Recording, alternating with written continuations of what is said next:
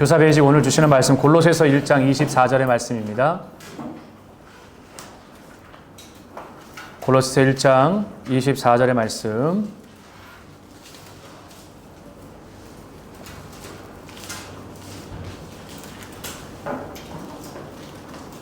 같이 함께 한 목소리 읽도록 하겠습니다. 시작. 나는 이제 너희를 위하여 받는 괴로움을 기뻐하고 그리스도의 남은 고난을 그의 몸된 교회를 위하여 내 육체에 채우노라. 아멘. 참 시간이 빠른 것 같습니다.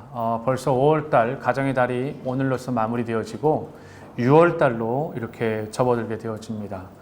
교회에서는 해마다 절기들이 이어지는데 그 절기가 12월달을 예수 그리스도의 탄생을부터 해서 그리고 우리가 잘 알고 있는 사순절과 고난주간을 거쳐서 성령 강림 주일로 새롭게 승화되어져서 올라가게끔 그렇게 교회력이 구성되어져 있습니다. 교회는 매우 중요합니다. 교회는 친히 예수 그리스도의 십자가를 통해서 여러분 세워진 것을 잘 알 텐데 성서대학의 고급반 과정을 배우게 되어지면 우리 또 중급반 과정을 배우게 되어지면 교회에 대한 부분들, 교회의 가치관을 잘 배울 수 있는 기회가 됩니다. 심지어는 이 교회에 대해서 배울 때에 광야에서의 성막부터 시작하지만 저는 광야에서부터 시작되어지는 성막에서부터 교회론이 시작되어지는 것이 아니라 에덴 동산에서 아담과 하와가 하나님과 낯을 대하는 순간부터 교회론이 시작되어진다라고 이렇게 봅니다. 교회론이 건강한 것은 매우 중요합니다.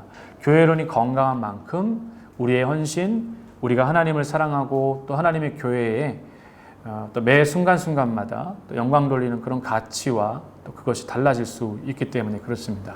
그래서 오늘날 많은 교회 공동체에서는 교사들에게 건강한 교회론을 가르치는 데 애씁니다. 골로새서 우리가 오늘 읽은 이 골로새서는 겉으로 보기에는 크라이스톨로지라고 하는 기독론으로 똘똘 뭉쳐진 겁니다. 왜 기독론이요? 교회 안에 봤더니 골로새 교회라고 하는 교회 안에 이상한 부류의 사람들이 많더라는 거예요. 그 사람들이 천사를 숭배하는 사람들도 있고요. 또 그 안에 혼합주의 시상 가운데 섞여져 있는 성도들도 있었고요. 또 저마다 자기 나름대로의 누구도 가르쳐주지 않았는데 자기 스스로 해석되어져서 잘못된 교회를 갖고 가는 성도들이 너무 많더라는 거예요. 바울이 고민이 생겼습니다. 어떻게 하면 교회론을 잘 갖추고 있지 못하는 이 사람들에게 바른 교회론을 가르칠 수 있을까? 고민하다 내린 결론이 뭐냐면 예수님을 처음부터 제대로 가르치자. 예수님을 처음부터 제대로 가르치게 되어지면 예수님을 바로 아는 만큼 이들의 교회론이 건강해질 수 있다. 맞아요. 그게 기독론의 시작이고 기독론의 출발입니다. 그러니 교회 성도들에게 또 교사들에게 특별히 제일 중요한 포인트는 이 기독론을 날마다 묵상시키고 건강하게 가르쳐가는 거예요. 우리는 분명한 신앙의 목적과 이것이 없으면 사실 뭘 가르치다가 많은지 모르게 되어지거든요.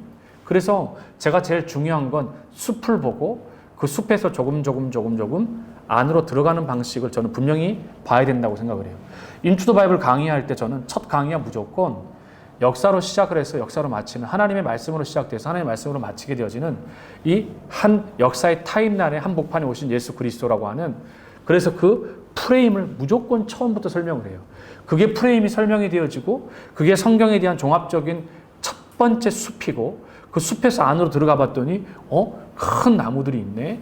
그래서 5개의 구약의 기둥과 신약의 기둥을 설명하고 또 한 걸음 그 안에 더 들어가 봤더니 각 기둥 안에 봤더니 각각 다른 여러 창세기, 출애굽기, 레위기, 민수기, 신명기와 같은 성경의 책이 있네. 이렇게 깨닫게 되어지는 것처럼. 그럼 교회 안에서 아이들에게 교사들은 어떻게 우리가 기독론을, 교회론을 잘 가르칠 수 있을까요? 여러분, 교회론을 가장 잘 가르치는 교사들이 뭘까요? 교사가 어떻게 하면 교회론을 잘 가르칠까요? 목사님, 저는 교회론에서 들은 적이 없는데요. 목사님이 이 교회론이 이거니까 이걸 아이들에게 꼭 가르쳐야 됩니다라고 말한 적이 없는데 제가 교회론을 아이들에게 어떻게 가르치는 걸까요? 여러분, 어느 한 교회에서, 동남아에 있는 한 교회입니다. 동남아에 있는 한 교회에서 교사가 교회론을 잘 가르치는 그 첫걸음은 교사가 교회를 사랑하는 모습을 보여주는 겁니다. 라고 얘기를 했습니다. 자, 동남아에 있는 한 교회가 교사가 아이들에게 교회론을 가장 잘 가르칠 수 있는 건 교사가 하나님의 교회를 어떤 방식으로 어떻게 사랑하고 있는지를 아이들에게 보이고 가르치는 것입니다. 이게 교회론의 출발이라고 말하면서 교사 강습회에 포인트를 두었더라고요. 저는 그걸 보면서 그러면 성경적 교회론을 통해서 교회에서 저마다 교사들이 각자 사랑하는 방법들이 다 다를 거 아니에요. 이렇게 하는 것이 사랑하는 방법이라고 생각을 합니다. 또 저렇게 하는 것이 사랑하는 방법이라고 이렇게 말하는데, 할 때마다 제가 여러분의 열정과 열심과 헌신과 이 모든 것들이 다 중요하지만 성경대로 사랑하는 걸 가르치는 건 되게 중요한 거거든요. 그 교정하는 일이 어렵지만 끝까지 해야 되는 역할 중에 하나라고 이렇게 보거든요. 그럼 골로새서에서 1장 24절에서 말하는 그러면 교회를 어떻게 교사가 사랑하는 걸 가르쳐 주는가, 아주 중요한 말씀이 나와요. 나는 이제 너희를 위하여 받는 괴로움을 기뻐하고 그리스도의 남은 고난을 그의 몸된 교회를 위하여 내 육체에 채우노라. 바울은 교회를 위해 고난받는 것을 오히려 기뻐한다라고 고백을 해요. 참 교회 때문에 고난받고 핍박받는 거 요즘 사람들 싫어하거든요. 제가 왜 이렇게 고난을 받아야 되고, 제가 왜 핍박받아야 되고, 내가 왜 오해를 받아야 되고, 내가 왜 이렇게 해야 되죠? 내가 일받도 받고 하는 것도 아니고 제가 왜 이렇게 스트레스를 받아야 되죠? 여러분 생각하시기에 어떠세요? 많은 사람들이 어쩌면은 그렇게 생각할 수 있어요. 그러나 바울은 누구보다도 한 번도 가보지 않은 이 골로새를 향해서 편지를 쓰면서 자신의 얘기를 해요. 골로새 교회 성도들에게. 오해가 있을 수 있고 불편한 감정들과 또 특별하게 특이한 사람들이 교회를 향해서 내정 간섭 말라. 우리 교회 이야기인데 왜 한 번도 우리 교회 와보지 않은 바울이 우리 교회에다가 이 편지를 써가지고 내가 어떻게 섬겼네, 네가 어떻게 섬겨야 되네, 이런 얘기를 하는 거야. 여러분, 기독론의 가장 중심 안에는 어떤 것이냐면 바로 주의 길을 따를 때 십자가가 있다는 것을 말해주는 거예요. 이 포인트에서 이 골로새서 1장 24절의 가장 큰 포인트는 십자가가 있고 이 안에 뭐가 녹아있냐면 십자가가 있기 때문에 십자가 다음에 따라오는 은혜가 있기 때문이에요.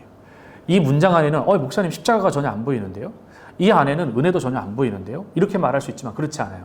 바울이 말하고 있는 이 내가 교회를 위해 받는 고난을 내가 오히려 기뻐한다라고 하는 이 고백 안에는 바울 안에 뭐가? 십자가를 경험한 은혜가 있고, 십자가 그 은혜를 보니까 내가 그 받은 은혜의 여정을 향해 다시 십자가의 그 길을 똑같이 걷게 되는 바울의 신앙 고백적인, 어떤 사람들은 이 골로새 1장 24절을 바울의 신앙 고백 가운데 감춰준 신앙 고백이라고 별명을 붙일 정도로 이 안에 바울이 십자가로 경험되어진 은혜, 그 십자가 은혜를 누린 사람이 어떻게 걸어가야 되는가에 대한 신앙의 삶을 잘 가르치고 배우고 있습니다. 그래서 한번 우리가 우리 신앙 안에 젠가라고 하는 게임을 한번 도입해 보면 좋을 것 같아요. 아이들하고 조그마한 막대 젠가를 완성되어진 젠가가 있는데 그 완성되어진 젠가에 당연히 젠가가 끝까지 안전하게 남기 위해서는 제일 어디를 손대면 오래 남을 수 있겠어요? 위에잖아요. 위에 거부터 차례대로 하나씩 빼다 보면 제일 밑에까지 내려가잖아요. 그 위에 거가 아니라 이 젠가가 제일 위협받는 게 어떤 거예요? 제일 아래 부분이에요.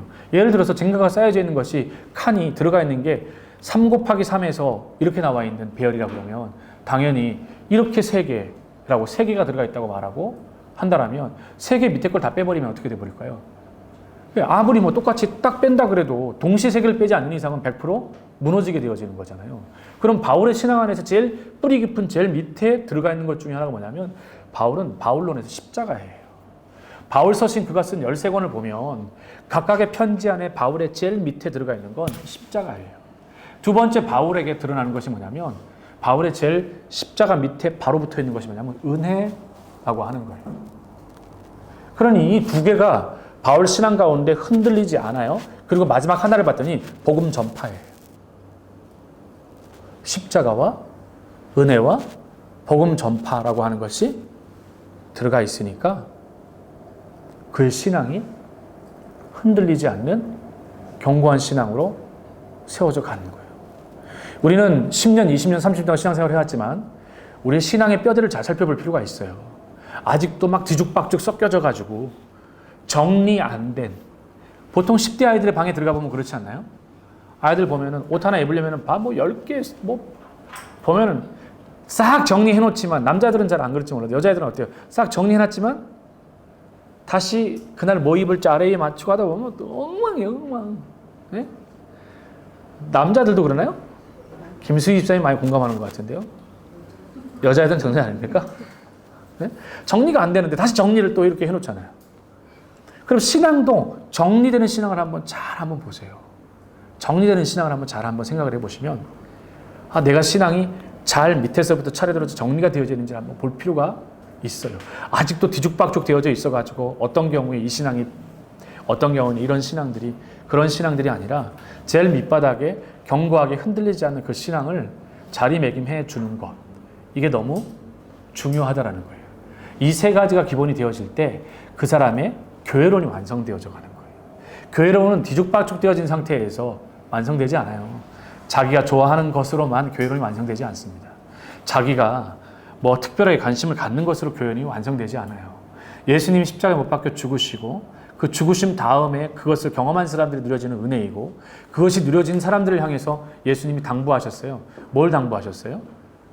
마태복음 28장을 통해서 뭐라고요? 땅끝까지로 내 증인이 되라고 말하는 복음 전파예요. 그러니 명확한 세 가지가 흔들리지 않을 때에 바울과 같은 교회론이 완성되어져 간다. 그럼 오늘부터 나는 나의 신앙 안에서 내 밑바닥에, 가장 밑바닥에 흔들리지 않는 신앙을 어디에 둬야 될지 여러분들이 한번 잘 보십시오. 십자가 은혜 없이, 여러분 십자가 경험이 없는데 은혜를 말할 수 있을까요? 그건 거짓이에요. 십자가도 없고 은혜도 없는데 선교를 성경적으로 해낼 수 있나요? 아니요, 그것도 거짓말입니다. 그건 열심에 불과한 거예요. 그건 사람을 보고 하는 것밖에 안 되는 거죠. 그러나 이 세 가지가 견고하게 세워질 때 우리는 교회론을 넘어서는 건강한 하나님 나라의 복음 전도자요, 또 교사로서의 사명을 감당하게 되어집니다. 그러므로 오늘 우리가 아이들에게 건강한 교회론을 잘 설명을 할 때 저는 이렇게 말해요. 한 교회에서 교사 강습회를 하면서 교사가 어떻게 교회를 사랑하는지 보여줘라. 저는 그것은 가르침이 될 수 없다고 봐요. 저는 그 가르침이 절대 될 수 없다고 봐요.